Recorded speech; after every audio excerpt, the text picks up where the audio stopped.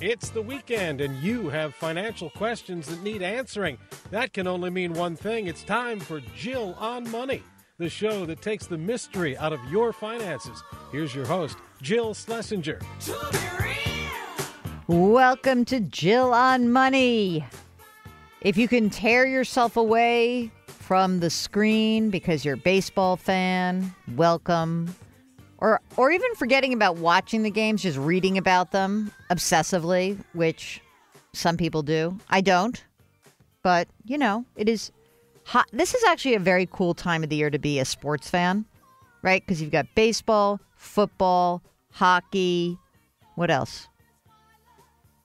A lot going on. A lot of, if you're a fan of soccer overseas, but not of the U.S. team. Oh, my God, that was so bad. That was really bad. Anyway, if you're the kind of person who believes that money is a sport, this is not the show for you. This is the program that takes the mystery out of your financial life. And we just think money is a means to an end. It is not a sport. It's not even an avocation. It's just, hey, we got to do the things that we need to do to achieve our goals and our objectives. And we're not getting obsessive about money here. And we're not getting religious about money here. And we're not wagging our fingers at you. We're just talking about how we can help you get to where you want to go. All right? That's it. That's the premise of the whole show. Isn't it easy? I'm Jill Schlesinger. Mark's running the show. We had our first taste of fall in New York this week, finally. Mark has to wear gloves when he rides to work now, though. Not good. I think I might need some gloves, getting the gloves out for the dog walking. That's going to be, it's time. Although it's going to get warm again. Well, I know there's going to be one last burst. I hate that. Anyway, if you've got a financial question, we'd love to hear from you. Our phone number here is 855-411-JILL. Our email address is askjill@jillonmoney.com.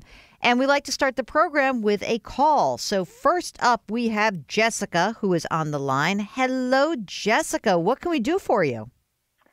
Well, my husband and I are about to inherit roughly $2 million, and that's a conservative estimate. That's dependent on the sale of a few properties.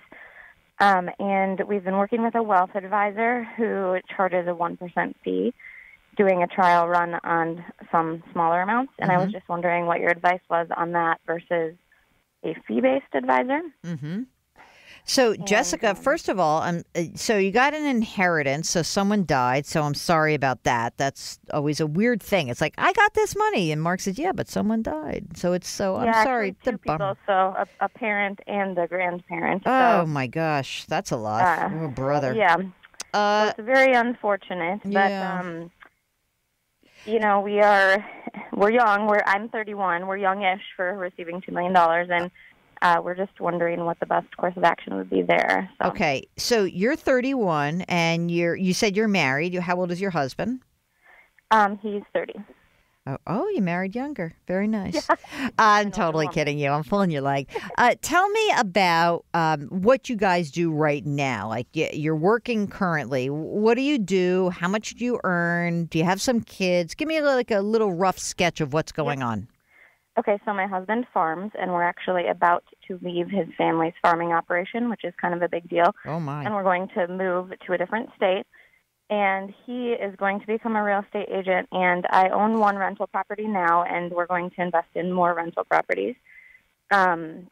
We have one child, a toddler, and I'm a stay-at-home mom, and I'm also pregnant. And so I'm planning on staying home until our kids are in probably kindergarten. I do have a degree in business management, so I might go back to work. But so you get to kick his butt if he's not like, okay, well, I'm going to manage your business. So thank goodness he has you, right? Right. I like that. So right now, forgetting about the rental property for a second, your husband leaves the family business, right? And do you guys own a home where you live right now? Yes, we're going to sell that and move, but we have about $200,000 equity in our house, and we will be moving somewhere with a little bit higher cost of living. So So I guess I was also wondering if we should pay more cash for our house when we move, or put less down and use that money to invest in other properties. So we kind of have a lot going on financially. Yeah. We don't have any other debt, so that's good. And we'll leave the business with about $100,000 in equity there. Meaning that they're going to pay him out of $100,000, or he retains a $100,000 interest. We own equipment. So okay. $100,000. Yeah. Okay. So you're going to get this $2 million. You've got some equity in your home. And do you have any retirement accounts or any other money saved or invested outside of the rental property? Yes, we have. I have $117,000 in a beneficiary IRA that I received from my parent who passed away. I have $7,000 in an employer IRA from when I was working a corporate job. My husband and I have $12,000 in Roth IRAs. I have $218,000 in cash, and then I have $500,000 lent out in hard money lending that generates an income of about $43,000 a year. Holy smokes, Jessica, you're an animal. Oh, my God. I've been told that before. You are awesome. Okay. How did you get, all right, maybe I don't want to know this. It doesn't matter the source, but I'm just saying it's a great story so far, so good. Okay, so let's get back to this planner that you have. The 1% fee what is the 1% fee? What is that person managing? The Benny IRA or what? Just that right now, and the Roth IRAs. Okay. So I said, why don't we do a trial run before this inheritance comes through, see how you manage this money. And so far I'm not incredibly impressed. It's not outperforming, what I think that I could have done on my own. But I also am a little bit hesitant to manage $2 million on my own because I get that. I don't feel qualified. I get that. I totally get that. And, by the way, you don't need to know so much. It's not like you need you're not going to have to be a chartered financial analyst or, you don't need an MBA to manage money. But right. That said, the planner, what is the kind of investing is it a man or a female? So I just a male. Okay. What does he use? Does he use mutual funds? Does he, what are the assets that he's putting inside of these accounts? You can choose your risk tolerance, and then they'll choose different asset classes. So mutual funds, stocks, bonds, and you can choose a percentage based on your risk tolerance and age. I tend to be more conservative, but since we are planning on setting at least $1.5 million in and sitting it and forgetting it until retirement. That's our plan. I think we have a little bit higher risk tolerance, but I'm still a pretty conservative investor. So I was thinking basically the same asset allocation as a Vanguard fund would be. Okay. Hang on, Jessica. We're going to go to a break. We're going to come back to you, and we're going to talk a little bit more about this advisor and some other things to keep in mind, and maybe a game plan that'll help you get to the next step, which I think is going to be you're going to end up managing your own money. I'm not sure, but we'll see. You're listening to Jill on Money. 855-411-JILL. Send an email. Ask Jill at jillonmoney.com. We'll be right back.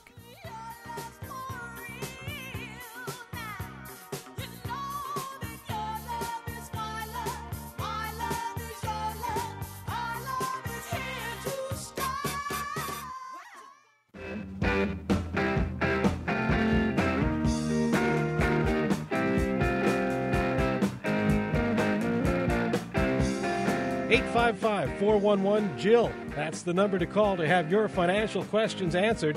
Back to Jill on Money with Jill Schlesinger. You're back with Jill on Money. If you've got a financial question, we'd love to hear from you. Our phone number is 855-411-JILL. You can also email us, askjill@jillonmoney.com. Before the break, we were talking to Jessica, who unfortunately had some terrible deaths to deal with in her family.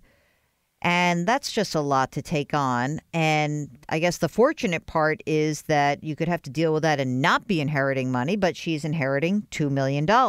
She's also whip smart, obviously, because she owns her own property, rental property, has been a good saver, is being, using her money to lend, and about to move with her husband and her toddler and her soon-to-be baby.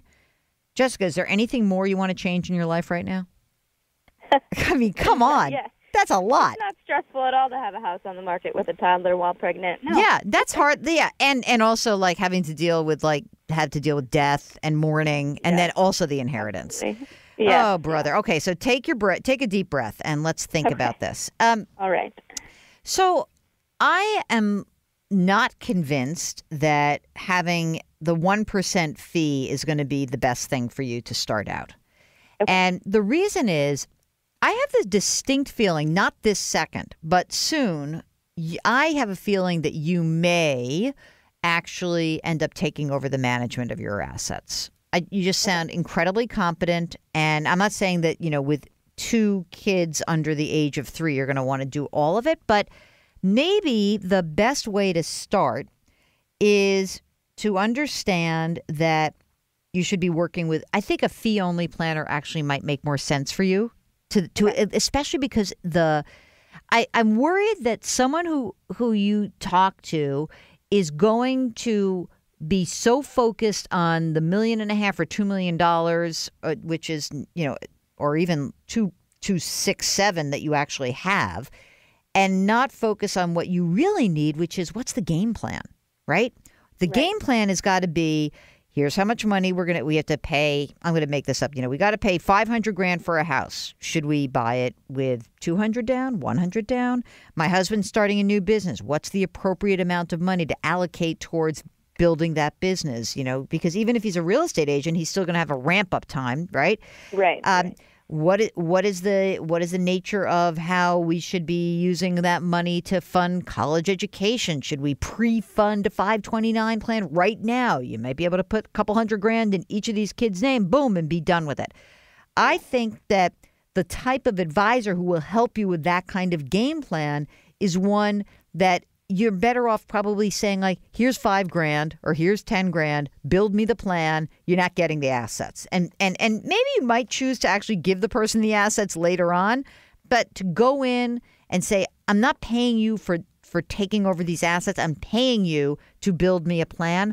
That, to me, I think is going to be a cleaner way for you to go. Okay. And so what I'm going to do is I'm going to have you hold on the phone when we're done, because I'm going to get your Mark will get your email address for me, and I'm going to send you some names. I don't know where you're moving, but we don't have to talk about that. I don't want to give you so many details. But let's talk offline and figure out who's the right person for you to see, and then also as you think this through, I agree that I'm not saying that the guy who's managing the money now is bad, because I don't think you should be beating the market today. I think that you should be, hopefully, if you say, even if I'm risk tolerant and I'm young, I still have to make sure that nothing really bad happens with this money. And this is like a big, huge chunk that you want to be, I think, somewhat more conservative with, and probably mostly to understand that you don't have to be super risky. You have to preserve what you have. You've got to you've got this $500,000 pool, which is already existing and creating income, is not necessarily liquid. So we want to have some liquidity with this inheritance money, but also build through all of the things that would make you guys feel comfortable as you move to a new area with higher costs of living, with probably having, some ramp up time for him in terms of work wise, and giving you guys flexibility to manage this process and not drive yourselves crazy. That, I think, is really important. I think that and that's why I think that a fee only planner might be a better fit for you just to start the process. Again, there's plenty of people I know who they go to a fee only planner and they pay that person the flat fee, and it's going to be real because you've got big money here, and you've got a lot of different issues. So even if you said, I'm going to spend $10,000 with this person and pay that bill, that to me is well worth it. And you may then say, hey, you know what? if I were investing $1.5 million and I had to pay 15 grand for that, just for the management of that, and not end up with a real plan, that to me is a waste, as opposed to having a game plan that you can execute, or you may choose to have someone else execute. But I think that should be your first step. And I'm very encouraged by everything you've done so far. So that's why I don't want you to think, oh, my God, I absolutely have to hire someone to do this. And maybe you choose to hire somebody, but this is not beyond your expertise. I can already tell. Just by listening to your story and what you've done so far. Okay. Make sense? That makes sense. All right. What else do you have on your mind? Do you have a good attorney, by the way? Did you do your own estate plan? We do have wills in place, and we have an attorney, but we're moving, so our attorney's in the state that we're moving out of. So we will need probably a different attorney. All right. So this is what we're going to do. I'm going to put you on hold. Mark's going to get your stuff, and then I will follow up with you with a couple of names and some ideas, and you just one step at a time. You don't have to do everything at once. When do you think that, by the way, when do you think the inheritance is going to start rolling in? It already has. I had a separate trust within the inheritance, a grandchild trust, but it depends on the sale of 3 properties, and one has sold already, and then there's also some cash. So it depends on the sale of a few properties. I think one will sell quicker than others. But All right. Well, so you're in it. You're in the middle of it. So yep. I think that it sounds like you have a really smart way of thinking about all of this. So I think that's great. Hang on. Mark's going to get your name and your number, and we're going to get back to you, okay? Thank you so much for calling. Wow, what a call, huh? Woof. But take note here, gang, and that is sometimes you're in the middle of this very complicated situation. You don't have to do it yourself. You don't. I'm a big fan of taking it one step at a time. And I'm also a big fan of saying, like, there are some people who are meant to manage their own stuff. There's some people who need some help. Everyone else falls in between. You may choose, if you're Jessica, you might say, too much. I got too much going on. I can't deal. But that may not be you. Maybe you say, hey, I got so much going on, but I don't feel comfortable turning everything over. Whatever it is, there should be no urgency to get some of these decisions made. It's really important that you take your time, you work with somebody you can trust, you feel comfortable about this. That's really even if it's $2, $2,000, $200,000, $2 million. This is very emotionally fraught territory. And to take your time, work through your issues, get yourself an advisor, a planner, whether it's a fee only or a fee based, it doesn't matter. But it matters just in terms of like what your circumstances are. So if you're in that situation, you're a little overwhelmed and you need some help seeing through, give us a holler, 855-411-JILL. Send us an email, askjill@jillonmoney.com. We'll be right back.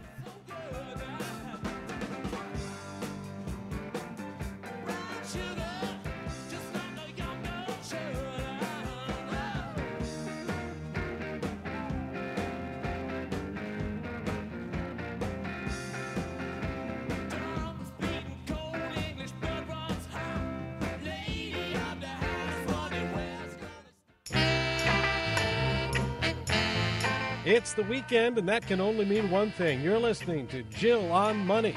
Here she is, Jill Schlesinger. What you want, baby, I have to let that run. I'm sorry. You're back with Jill on Money. This is the program that takes the mystery out of your financial life. I'm Jill Schlesinger. Mark is running the show, and he gave me a little Aretha. Legendary Queen of Soul. Thank you very much. If you have a financial question, we really would love to hear from you. Our phone number here is 855-411-JILL, and our email address is askjill@jillonmoney.com. And if you've missed some of our previous shows, I get it. You might be busy doing your weekend thing. Just go to our website, jillonmoney.com. And you can just go to the top of the page, and we've got a link to our YouTube channel. That's where all of the radio show, the archived radio shows, they live, because Mark is the best. And while you're there, you might want to check out our podcast, Better Off. You can get it on Apple, Stitcher, Google Play, SoundCloud, anywhere else you find your favorite podcast. Hey, Mark, do you have one of those like Alexa, Echo-y thing? No, you don't have any of that. I sort of don't have an interest, but I've been thinking that maybe I should have an interest. I don't know why. But anyway, I just put that out there. All right. We got a great email from Brian, who is a new listener, and he loves the show. I think he's a podcast listener, but he's going to love this show too. I had to start saving after a divorce in 2011 that reduced my assets by half. I'm 48. My wife is 46. We make about $150,000 a year. In my previous marriage, I was the sole earner at $50,000 to $75,000 a year. So that's a big step up. We expect to make $93,000 from the sale of our previous homes in the next 6 months, no capital gains. He gives me his Roth, his brokerage account, stock account, and a 403B. And then he adds in the total pending amount that's coming in from the home sales, $617,000. That's what they have right now in total. And then they've got a home that's worth about $160,000, $65,000 in a mortgage. They're going to pay it off in 9 years. Car payment. They max out their individual Roth IRAs, and he maxes a Roth 401k. His wife puts money into a 403b. So they're saving about 35 G's a year, which is pretty great. Okay, but here's the thing that cracks me up. So the dude is 48, right? He wants to retire. He says, all right, I want to semi-retire in 5 years at age 53. Notice the silence? That's me being mystified. Why on earth are you going to retire at age 53? Let's see if we can figure out. All right, I'm not letting him off the hook on that, but let's just say. He says, I want to semi-retire in 5 years and work part-time. But he only wants to work part-time for a year or two when he's fully retired. When he's 62, he'll get $18,000 a year in Social Security.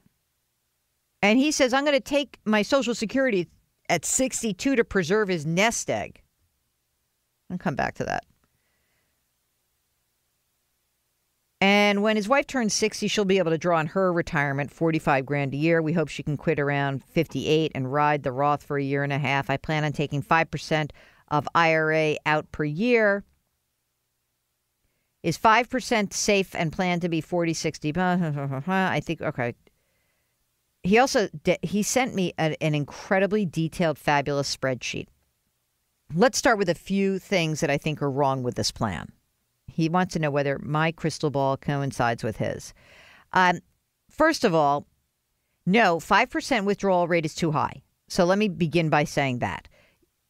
Run this on a 3% withdrawal rate and tell me what you think. It's not going to work. I'll tell you that right now. Next, you're not going to take Social Security at age 62 and take a permanently reduced Social Security benefit. That's a terrible idea. In fact, it should be the other way, which is you use your other assets and spend those while your Social Security benefit accrues. And hopefully you don't touch your Social Security benefit until your full retirement age at the very least, and at the very best, you could wait till age 70. That's when you max out. And that delay, that waiting, is going to give you a guaranteed higher rate of Social Security. You might be able to get an extra 8% a year if you wait till you're age 70.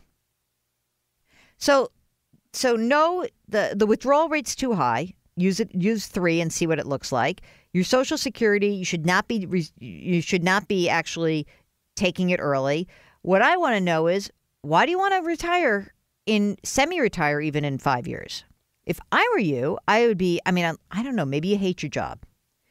So my game plan is, if you hate, let's presume he hates his job, because why else are you retiring when you're 53? You hate your job, then you should work part-time at least till you're 59 and a half. That's my guess. Why don't you and your wife both work till you're 60 and then tell me how the plan looks? I bet it looks awesome. I don't love this ball. this crystal ball of yours. I want this. The biggest risk is that you've done all this really hard work of catching up and saving money, and then you're going to blow through it too early. I mean, if you retire at 53, even semi-retired, let's say it's 55, you could live for 40 years, and you don't have that much money. You think 600 grand's a lot of money to last 40 years? It's not. Even if it's, let's say it's 750 by then. Not enough money. Too little in your pot. Remember, just a good rule of thumb, for every $1 million that you save, you can generate about 30 grand in income. Now, I get it. Her retirement's going to be $45,000 a year. I don't know if she has a cost of living adjustment or not, but if her 45 plus your Social Security, you can make it, then that's a great argument right there to say, I'm going to work till I'm 60, till her age 60.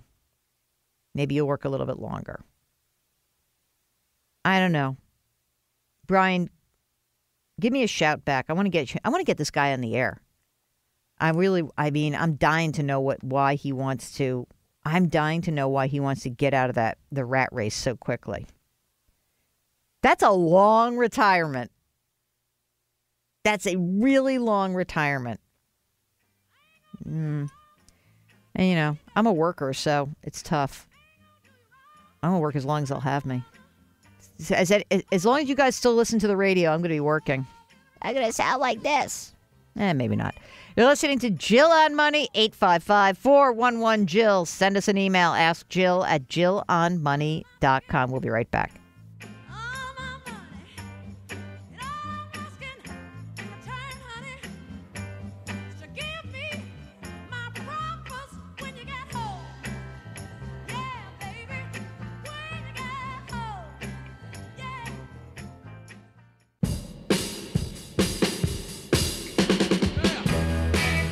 Young, old, it doesn't matter. She's here to help you. Back to Jill on Money with Jill Schlesinger.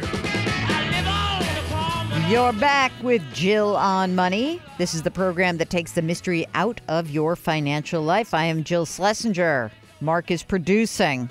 Mark is executive producing. Mark executive produces my life. I don't know what it means. Whether you produce my life or that you're the executive producer. I think, I'm going to tell you what it means. If I just had a straight up producer, I would think of that as like a technician. Your executive prowess is about your ability to help frame the show, create the show, strategy around the show, social media campaign alongside the show. So you do more than just produce the show. You're an executive in the Jill on Money world. Not just a button pusher. Although, by the way, a great producer is hard to find. So you're both that and an executive in your own right. All right, enough of this puffing you up nonsense. Let's talk about a pretty serious issue. We start off with this is a bit fun, but I recently wrote a column for Tribune. Trunk. They changed their name. And I did it about caregiving. And it's really intense because we get so much feedback when I write things about that. And I think I just know I've seen it in my own family. I've observed it with my friends. You get to a certain age and all you're talking about are the costs, both emotional and financial, of being a caregiver. So we had a few different emails around that. Here is Ina, who's in Florida, who said she read the column. And she says, it gave me some great insight into what I have been dealing with. My husband had a stroke 2 years ago. And from that point until now, I was his primary caregiver. We were married 48 years. We had no children. My husband was getting better. On Friday night, September 22nd, after returning from an evening with friends, he fell in our bedroom. In 48 hours, I lost him. Ugh. Horrible. Horrible. You know what's weird, though? Like, if you live with someone who's been chronically ill or going through something really awful, you always sort of say to yourself, I just want him to go fast. But then they go fast, and it's so intense and dramatic. So I feel terrible. Ugh.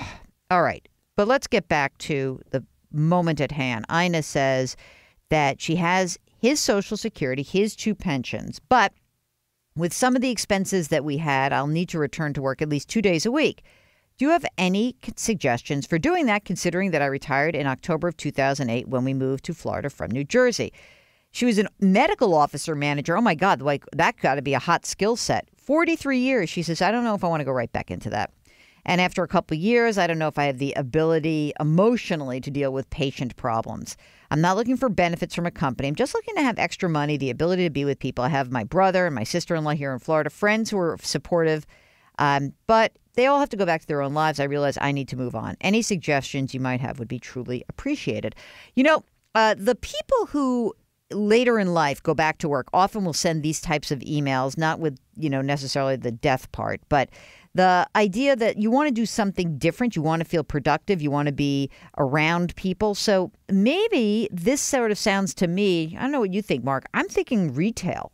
I'm thinking like, what's the thing that you love to do? Where do you love to shop? I met somebody in Texas, similar situation as you, where she just like walked into the Container Store. She loves it. And she said, I love it here. I'm going to actually apply for a job. She got it.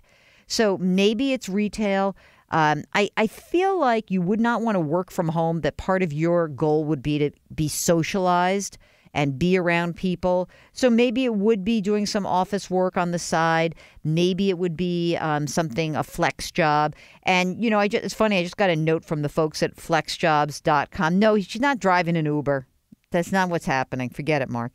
By the way, I think you'd probably take your life in your hands driving an Uber in Florida. But I think that, flexjobs.com is a good website to check out. They have interesting stuff there. And I would also really brainstorm with some of your friends. Maybe there's someone who's a small business owner.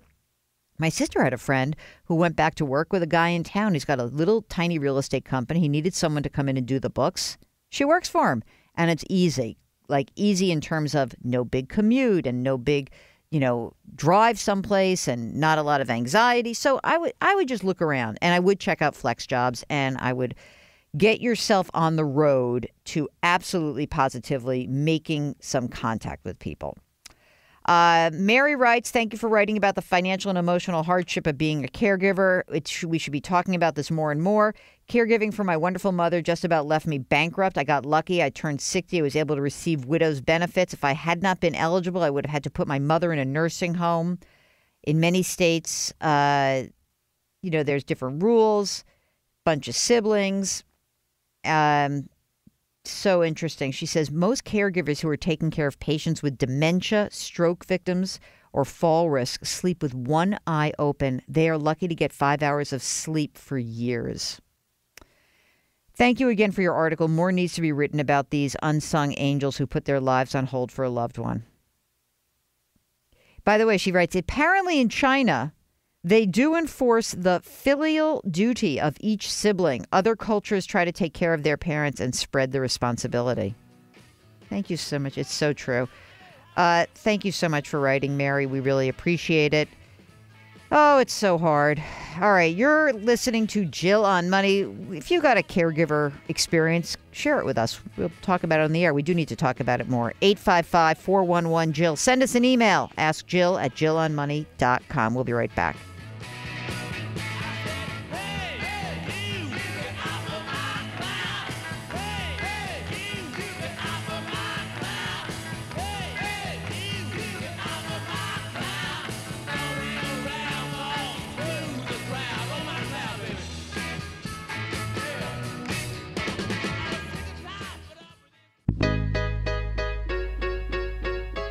You're back with Jill on Money.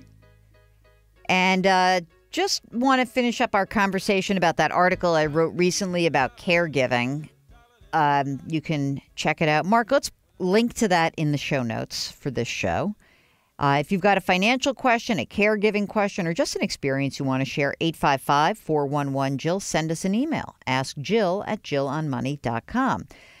This is from Joe, and I'll wait till you. Dear Ms. Schlesinger, I am a recently retired Catholic priest. First of all, what Jewish woman does not want to receive that email? I am so psyched. Mark, here's a little known factoid. First boy I kissed in my entire life, is a priest. He's a Monsignor. He's like a high rank. Isn't that a high-ranking priest? That's a biggie. So I don't fool around. Anyway, Father Joe is a recently retired Catholic priest. Over the years, I have tried to be a support to people who are caregivers since I went through the deaths of my own parents, a younger brother, and countless people in my ministry. Your recent article, Financial Emotional Costs of Being a Caregiver, was excellent and very practical. Thank you. I made sure to pass it on to a number of people I know, especially those engaged in working with families. Father Joe. Oh my God, I can't even, I shouldn't say God.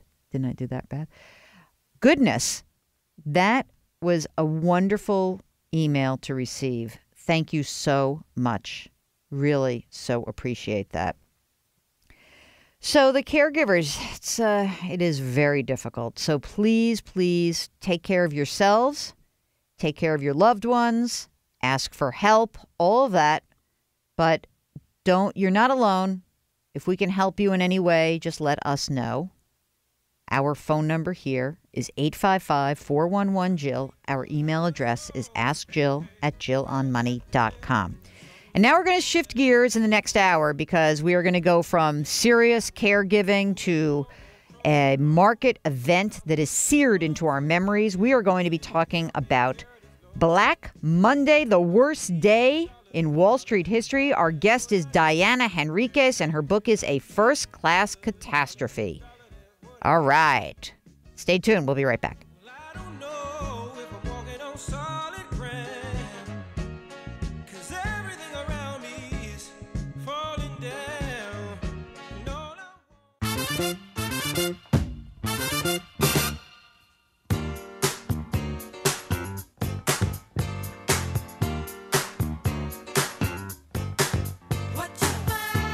It's the weekend, which means it's time for Jill on Money, the show that makes money fun and just happens to answer all your financial questions. Here's your host, Jill Schlesinger.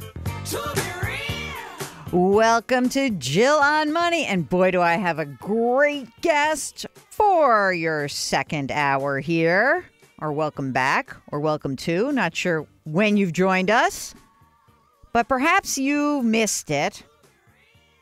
On October 19th, we celebrated a most dubious anniversary, the 30th anniversary of Black Monday. 30 years ago, we had the worst day in Wall Street history. The Dow Jones Industrial Average fell 22%, actually more than 22%. It was 508 points, 22%. In today's dollars, that's 5,000 points, today's Dow level. Can you imagine that in one day? And we have the best guest to recount what led up to that day, what we have not learned since that day, and why you should care. Stay tuned. We've got my interview with Diana B. Henriques. She's the author of A First-Class Catastrophe, The Road to Black Monday, the worst day in Wall Street history. Here's my interview with Diana. Hey, Diana, thanks for making me relive like a searing, scorching, painful period in my life and my family's life. Well, let me credit you, Jill, for being one of the few people I've encountered lately who really not only remembers Black Monday, but remembers it accurately. Because for the last 3 years I've been working on this, I would confront some 40-something on Wall Street and say, so, Black Monday, and I would get this blank stare. Or I would confront some 60-something on Wall Street and say, oh, Black Monday, and they'd say, oh, yeah, one and done, a short little problem, very dramatic, but no consequences. Well, both of those are just utterly inaccurate. And I think that before we got on the air, you said that it has a lot to do with like the calendar year, that may have reframed that horrible period. And we'll get into the horrible period and what's behind it in a way that maybe played a little trick on our minds. I think it did because the market opened in January, only slightly lower than it closed in December of 1987. So if you're just looking at January-December change, you're saying, what was the big deal? But the market went crazy in January 1987 in more ways than one, soared up to the August peak of 1987, almost by 40%, if not more. And then, of course, plummeted. So if you're sitting there in the summer of 87 looking at Junior's college fund and feeling really smug and content and safe about that endeavor, you've got to wait 2 years before Junior's tuition fund gets back to where it was. Right. And also, I think that if you talk to people who have been investors maybe even throughout the 80s, what they'll say is, 1982 to 2000, the longest bull market in, post-war history, right? And so this gets pushed into that so that if you look at one of those beautiful mountain charts, it doesn't look as bad as it was. So let's get to, first, how bad was it? Well, I want to distinguish, Jill, and you'll get this, from a market that falls and a market that falls apart. Those are two completely different concepts. Markets go up and markets go down. I got that. Don't have any argument with that. That isn't what happened on Black Monday. It wasn't just that the market fell 508 points, 22.6%, the equivalent of more than 5,000 points in one day today. Horrifying and terrifying as that would be, that wasn't what made Black Monday so horrible. What made it so horrible is the market almost fell apart under the strain of that avalanche of selling. And the day after Black Monday, we came as close to breaking our financial system as we ever want to come and managed to save ourselves by the skin of our teeth. So this isn't a story about just a market that goes up and then goes down. It's a market that rises and then almost falls apart, fails to function, closes its doors. So that's the distinction here. There were some warning signals that should have really been going off, and one takes place on the Commodities Exchange of New York, where the Hunt brothers of Texas were essentially trying to corner the silver market. Oh, they allegedly, we have to say that. All right. They never admitted they were doing that. So the Hunt brothers were trying to buy a bunch of silver. That's when silver was at $50, and it collapsed. And in that collapse, they almost took down a couple banks with them. And a couple of brokerage firms. The second largest brokerage firm on the street triggers the regulatory crisis when its chairman calls Paul Volcker. Now, Volcker doesn't regulate the commodity markets, the silver markets, and the brokerage firms, but he calls Volcker because the fear that the Hunt brothers are going to default on $6.6 billion hoard of silver. At its peak, that's what it was worth. And they had borrowed money collateralized by silver whose price was now plummeting. And at the time this call came into Paul Volcker, which is where I open my book, I mean, the first class catastrophe opens with Volcker getting this call and becoming just infuriated at what's going on. He learns that not only are the Hunt brothers about to default to Wall Street's second largest brokerage firm, but he's told a bunch of banks have been lending to them too. They are speculating with borrowed money borrowed from brokerage firms, money borrowed directly from banks. And Volcker says, well, okay, I don't regulate brokerage firms, but I sure as heck regulate banks.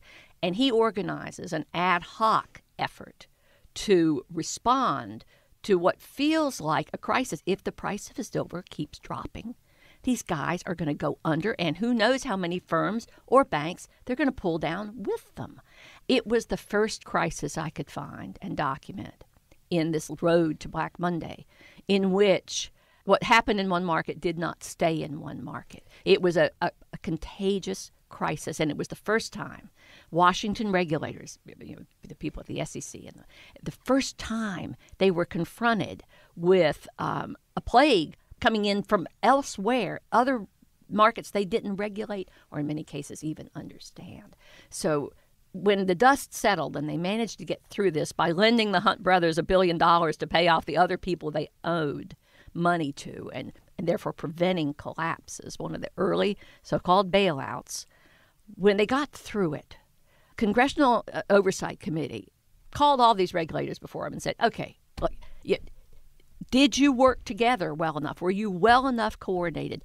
And the response, Jill, was wonderful, and it showed you where we were mentally in 1980. The response was, well, we probably weren't cooperative and coordinated well enough, but if this ever were to happen again, Not that they would. Not that it ever would. I mean, this is such a remarkable event to have, a crisis in the commodity markets, threaten the banks and threaten the brokerage firm. But if this were ever to happen again, we'd do better. Well, it happened again and again and again. And the book in its first two parts unfolds the crumbling of the firewalls that everyone thought would protect their market from anything that goes wrong in somebody else's market. And by the time we arrive at Black Monday, you've got a landscape where there are no fire breaks, where a brush fire over here is going to run to the other side of the world before you can put it out. Okay, more of our interview with Diana Henriques. We're talking about Black Monday when we return. You're listening to Jill on Money, 855-411-JILL. Where were you on Black Friday 1987? Let us know. Send us an email. Ask Jill at jillonmoney.com. We'll be right back.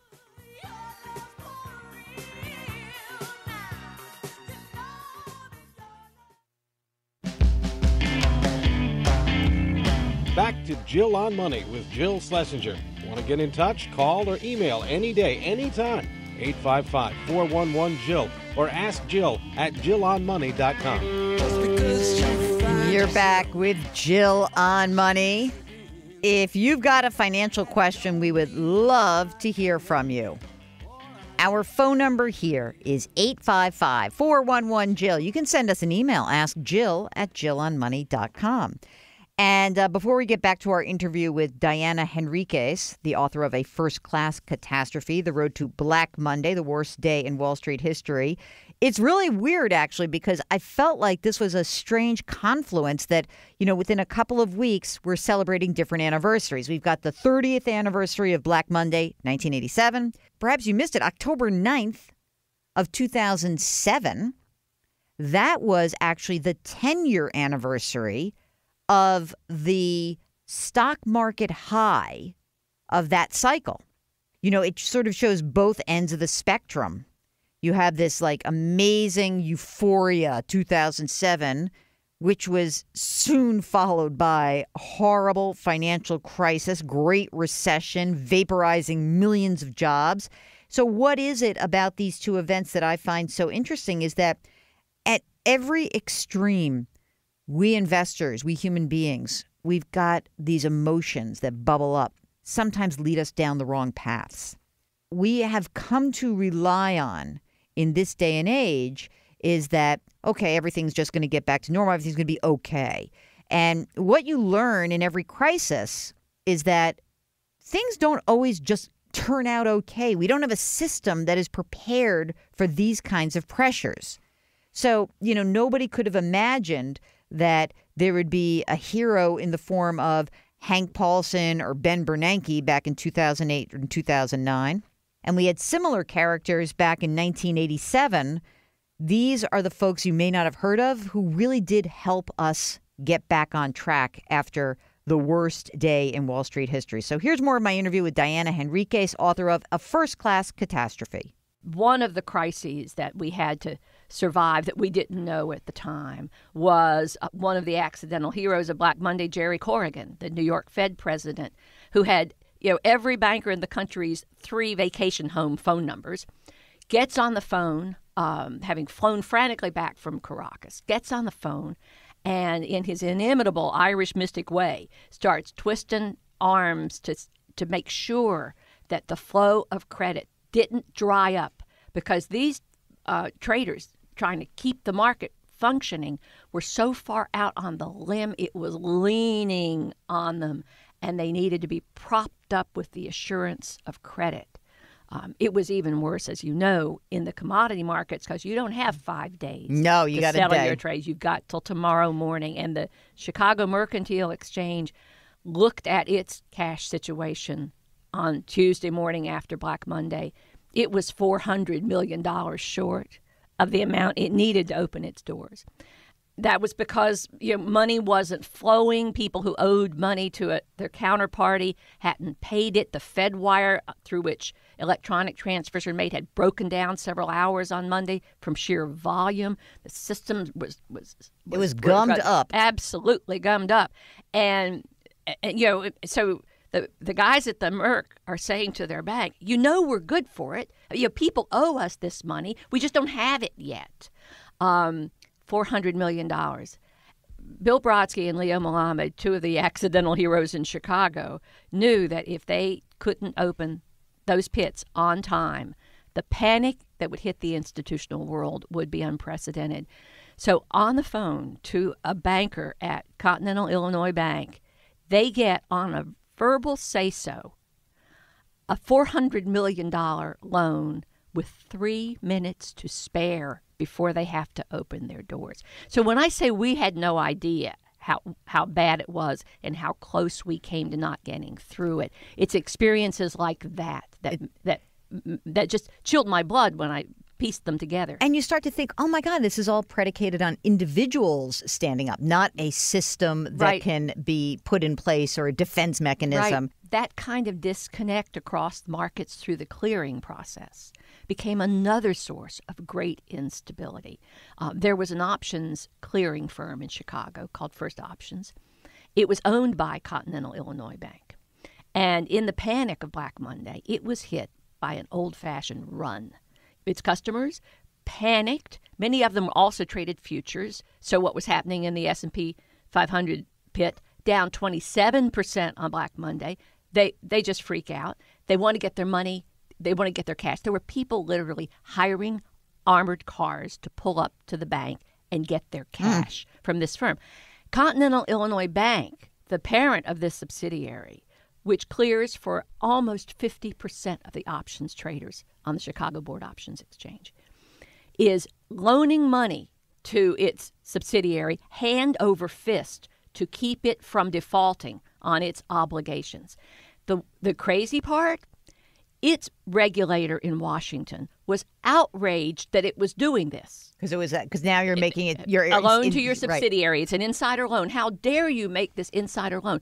All the other regulators in Washington were saying, oh, please, God, keep making those insider loans and keep the options market from falling to its knees, which it would have done if First Options had failed. So the clearing systems that are very much the behind-the-scenes plumbing of the financial markets were strained to the limit. Bill Brodsky, one of the quiet, tireless diplomats of the Chicago side of this story, in the middle of the night had to confront a situation where one of the Chicago Merck traders had lost a lot of money on the Merck. But he made a lot of money on the CBOE. He'd bet the right way on his options trades. But because of the way the world was worked, they had different regulators, they were different silos, they were on different islands in the marketplace. They could not use the profits on their options trade to cover what they owed on their futures trades. On a handshake with a friend overnight, Bill Brodsky pioneered the first cross-margining agreement in modern markets to save that firm from defaulting on the Merck. So, when I say it was chewing gum and baling wire and inspiration and improvisation that got us through, that's what I mean. It was smart, frightened people who were scrambling, working together, not preaching ideology at each other, not screaming about, oh, we can't bail these people out, but saying we got to get through this. We got to join hands, lock elbows, and get the system through this, or we will not have a financial system. And one of the things that anybody who studied the 1929 crash understands, including certainly Alan Greenspan, who'd been 10 weeks as Fed chairman on Black Monday, not exactly an experienced regulator. Free market doesn't work so well, huh? Yeah. So but one thing he did know, that you can survive a market crash if it doesn't break your banking system. You can recover from a crash much more easily if your financial system doesn't break. And what happened in 29, obviously, was after the crash. There was a brief bounce in 1930, and then the market fell 90% over the next 18 months. And banks were failing every week. And by the time we got to that nadir, we no longer had a functional financial system anymore. And the depths and duration of the Great Depression many economists think is rooted in the fact that we broke our financial system. So the fear in 87 was, I mean, mind you, that crash twice as bad as the worst day of 1929. Mm-hmm. By the time it's down 13%, it's never been this bad.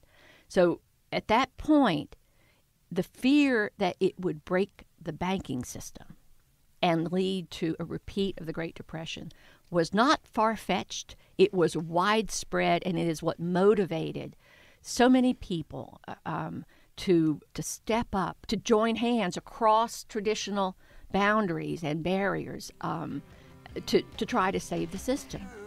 We'll get back to our interview with Diana Henriques in just a minute. If you've got a financial question or you want to tell us your 1987 Black Monday little memory, give us a holler, 855-411-JILL. Send us an email, askjill@jillonmoney.com. We'll be right back.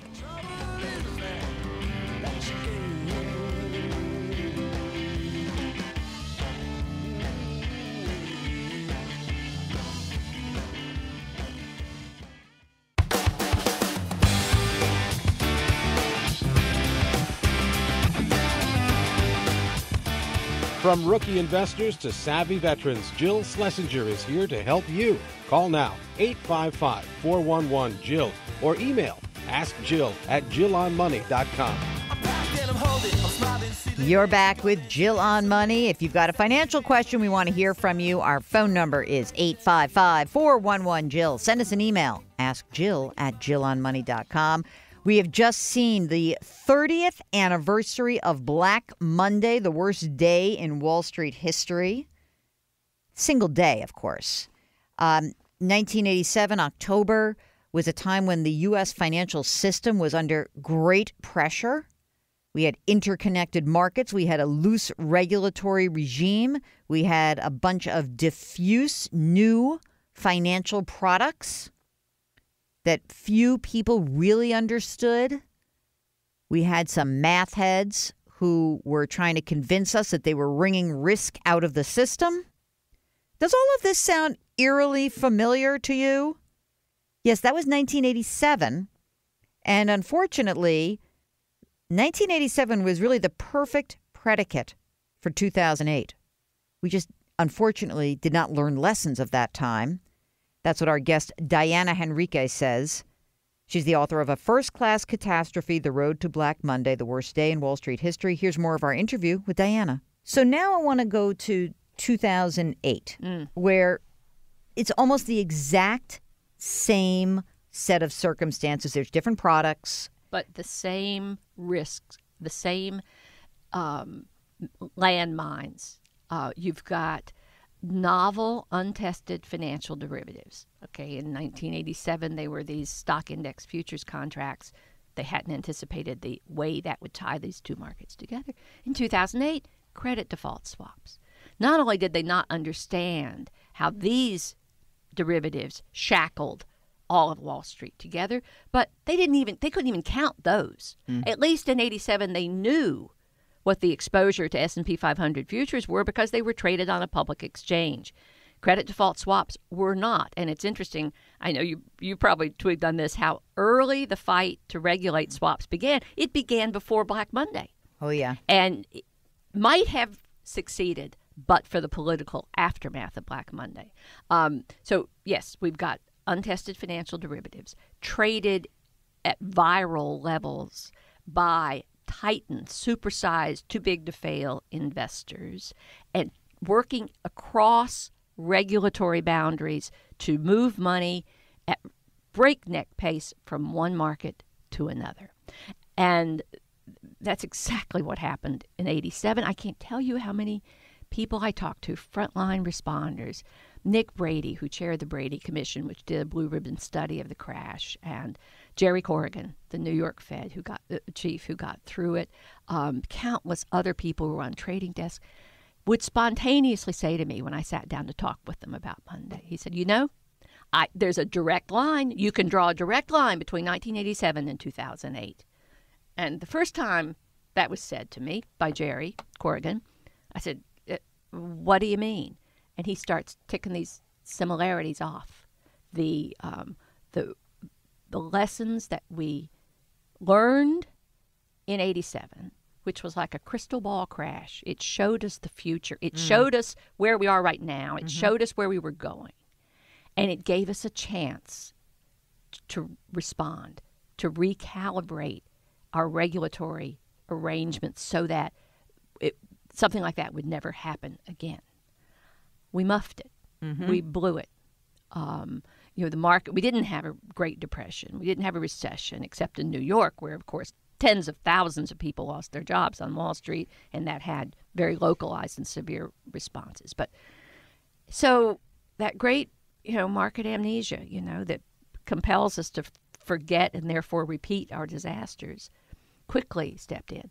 Fast forward a decade, we've got the Asian contagion crisis, another worldwide crisis triggered by unfamiliar, untested financial derivatives being used at a viral level by too-big-to-fail investors, baffling a balkanized regulatory system. Fast forward to 2008. Exactly the same risk factors, but at an exponentially more dangerous level. But in 1998, when long-term capital management failed and it spurred all that, craziness in the emerging markets, it did seem like there was sort of like the big banks got together and said, okay, we're not going to let this happen. Well, not voluntarily. I know. Pulled together by bank regulators. Right. And they said, we're not going to let this happen. Talk about in 2008, that doesn't happen. I mean, that's where you get into that frightening moment. There was a silence on the trading floor. Right, because nobody wants to trade with anyone else. I'm scared. No one's going to be a counterparty. There was a run on the money market industry. There was a dearth. Therefore, there was a dearth of commercial paper buyers for some of the bluest chip American companies who couldn't sell the commercial paper with which they would pay payroll next week. So the real economy aftershocks were spreading faster than anyone could imagine. And so once again, we pull a serendipitous ad hoc improvisation, and the chairman of the Federal Reserve, a normally mild-mannered reporter, it's sort of like Clark Kent, takes off his suit and becomes Ben Bernanke, the super Fed, the Federal Reserve chairman, and the completely surprising Treasury Secretary. I knew Hank Paulson when he was co-chair of Goldman Sachs, and I always tell people, if you have trouble sleeping, just read one of Hank's speeches, because he was the least inspiring, one of the least dynamic people. They both rose to the occasion and figured out ways to rescue an insurance giant that neither one of them regulated, and then a way to stop a run on money market funds that neither one of them regulated. Funds were regulated by the SEC. Insurance regulators, as you know, are regulated by 50 regulators in 50 states. So they pushed their authority to the limit, and in a few later lawsuits, they alleged over the limit to save the system.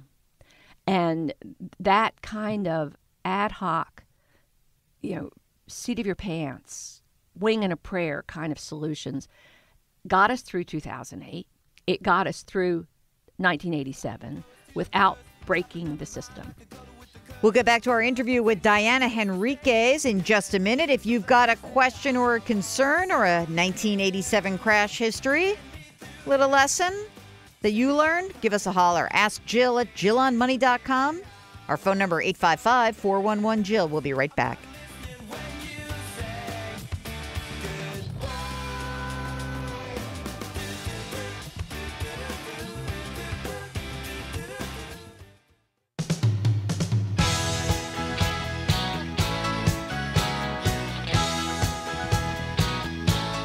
Have a question? Call anytime, 24/7, 855-411-JILL. Back to Jill on Money with Jill Schlesinger. You're back with Jill on Money, and we are talking about the 30th anniversary of Black Monday, which is actually the worst day in Wall Street trading history. Our guest, Diana Henriques, has done a phenomenal job of creating the series of events that led to a first-class catastrophe. That's the name of her book. She recounts it with such precision. It gave me like an anxiety attack reading it because I was reliving my own past. And she discusses some of the root causes, but in this part of the interview, we're going into prescription. What needs to happen next to preserve our system and to enhance it? Here's more of our interview with Diana Henriques. What has to happen to really secure the system right now? Well, one of the big things that has to happen, and I deal with this in the epilogue in First Class Catastrophe, is we have to be honest with ourselves about what the market is, how it works today. This is not your mom and pop's market anymore. This is an algorithm-driven market of Titanic-sized investors pursuing arcane strategies for profit that our regulatory structure barely understands. I've been struck, as I'm sure you have been by the past few days, about the hack of supposedly private corporate information filed with the SEC. Someone is able to hack their computer, use that advanced knowledge to trade and make a profit.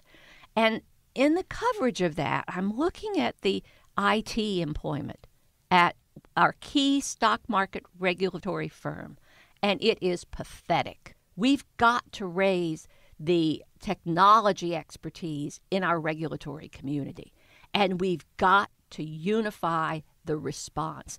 After Black Monday, the Brady Commission's premier recommendation was, since it is all one market now, a unified market where big guys trade everything all the time, we need one market regulator that can see the whole 360-degree picture and respond. Wherever the brush fire breaks out, get there before it spreads everywhere else.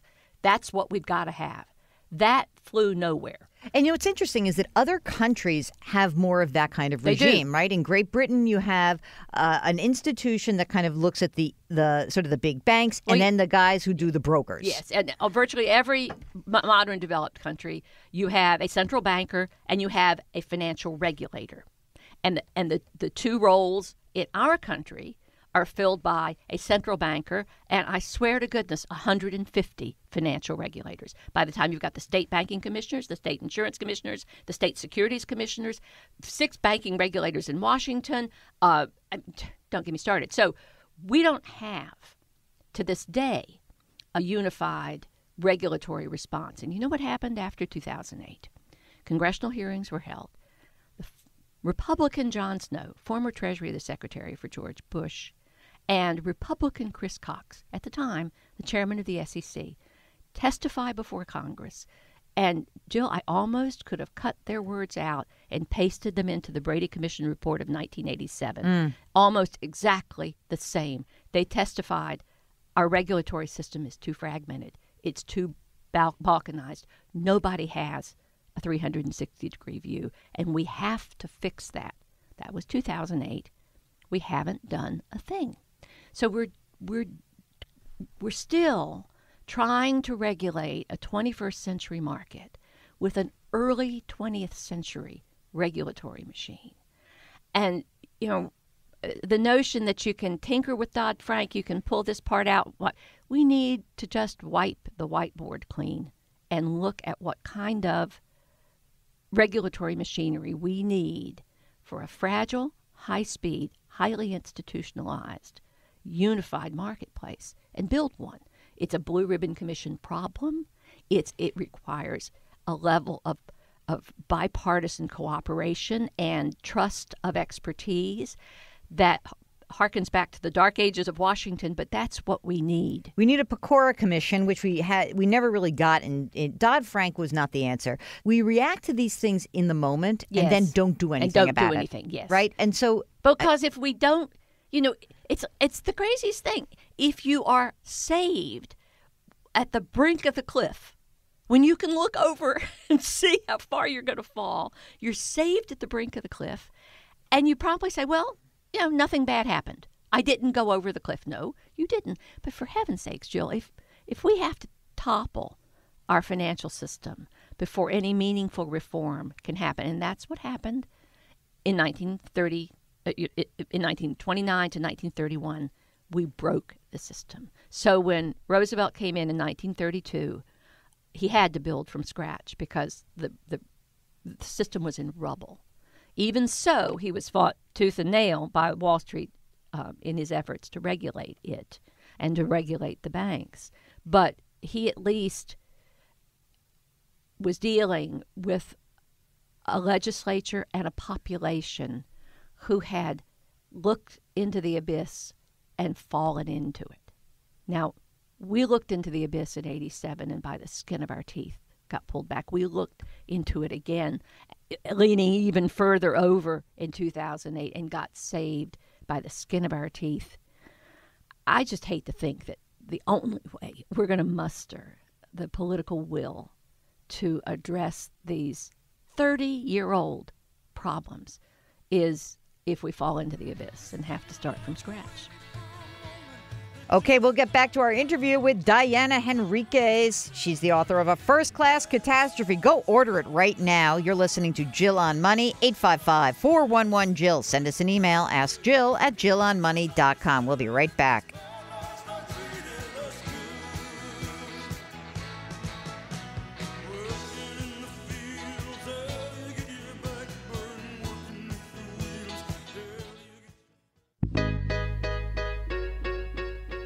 You're back with Jill on Money. If you've got a financial question, we'd love to hear from you. 855-411-JILL.